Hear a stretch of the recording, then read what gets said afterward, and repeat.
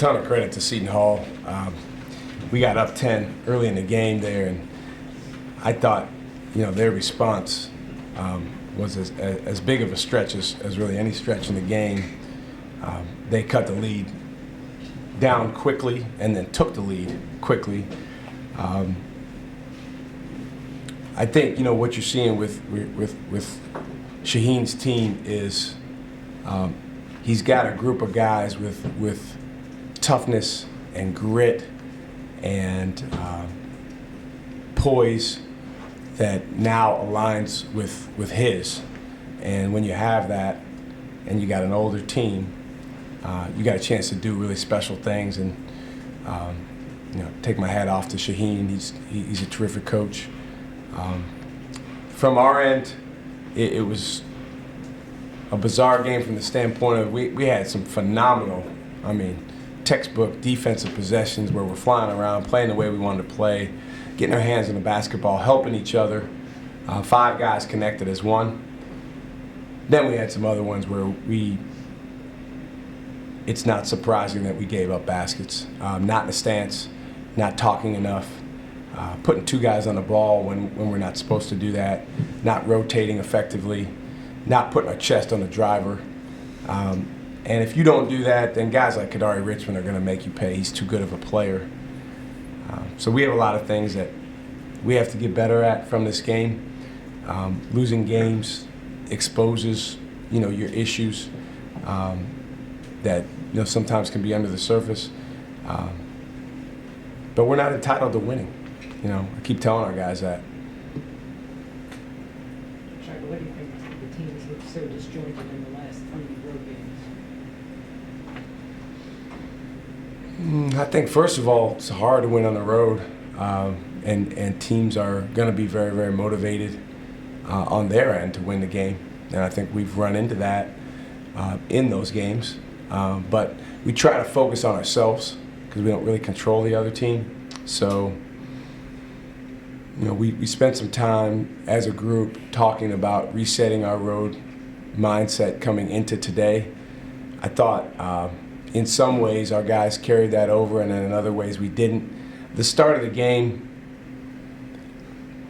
was, to some extent, fool's gold for us because we were scoring, but Seton Hall was scoring, for a while there. Then we were able to take the 10-point lead, but we were not consistently in a stance defending with the type of desperation that you have to defend with on the road. And so I would say it starts there. Right now, Ben, I talked about, Shah's players being equivalent to him. We don't have everyone on our team on an equal level with Oso Ighodaro and his passion for winning. And that starts in practice. And that has to improve. And I'm excited about us working on it. Shaka, I think there's kind of a perception that Seton Hall somehow overachieved, relative to the level of recruits they get and their NIL capabilities. Do you buy that, or is that accurate, or is it just that Shah is really coaching these guys up and it's more what you said before? Yeah, I don't really know much about NIL opportunities at Seton Hall or anywhere else. Recruiting. Kadari Richmond's more heavily recruited than anyone on our team. Name one guy on our team that we tried to recruit Kadari Richmond when I was at Texas. He's a good player. And then they've got, I don't know what the nature of recruiting was, but Dre Davis went to Louisville. He was highly recruited. And you look at their group, again, they're older. They have guys that have had success, and they're committed to each other. They're committed to playing their roles. So I think overachieving is a kind of a non-thing. To me, there's your potential and how good you can be, and if you can reach that ceiling, then you're achieving. And you know, Shaw's doing a great job getting those guys, you know, playing connected and playing well together.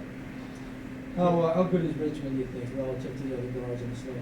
Richmond's a Bear. I mean, he's always been a Bear, but now he's a fourth-year player. He's just very, very unique. The way that he moves, I don't think I can name a player in college basketball that's exactly like him. With the combination of his size, the way he moves and slithers around out there, his poise. You know he's not going to shoot a lot from outside, but he gets to the paint anyway. In their last game against Providence, decided to kind of back off him and go under screens. We were pretty aggressive out there guarding him. He had his way in both games. And, we've played against him for a while. I think this is our fifth time playing against him. He's clearly getting better. You think he's a pro? And I think he's an NBA player? He might be. I mean, he's got great size. They love size. I think he's a guy that right now, if you watch their games, he makes his teammates better in multiple ways, whether it's passing, his defensive disruptiveness. And right now, it's interesting because he's not a great outside shooter, but he has a lot of gravity. Like he's pulling defenders to him. And I thought that got them going at times because we got in rotation in the first half. And then you got a guy like Adewusu in a closeout, pretty darn good. Do you get an update on Chase, shoulder? I believe he separated his shoulder and then it kind of went back into place. But I haven't talked to the trainer or the doctor yet. They just told me he was out for the game. He was in a lot of pain, but they were already in there like at halftime and after the game doing treatment. So we'll just have to figure out how long he's out. It was, just an unfortunate play, and he's one of our toughest guys.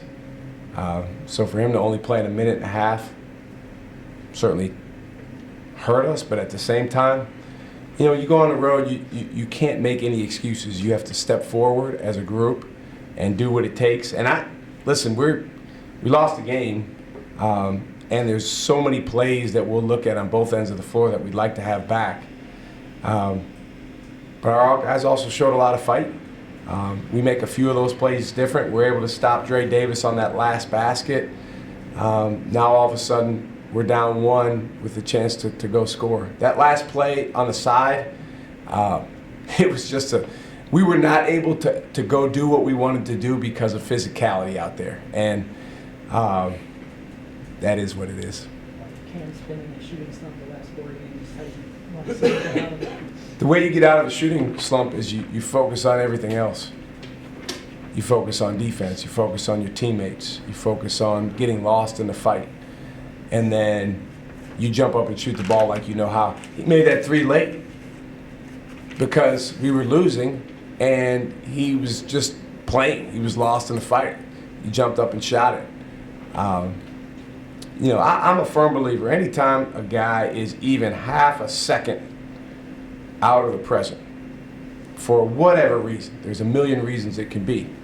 Half a second in the past, half a second in the future, or more.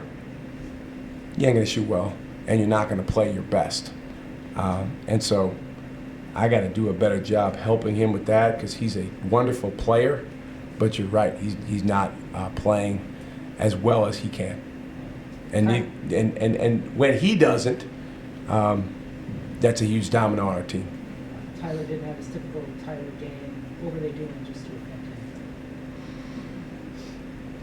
him? I mean, they played with physicality. They were aggressive.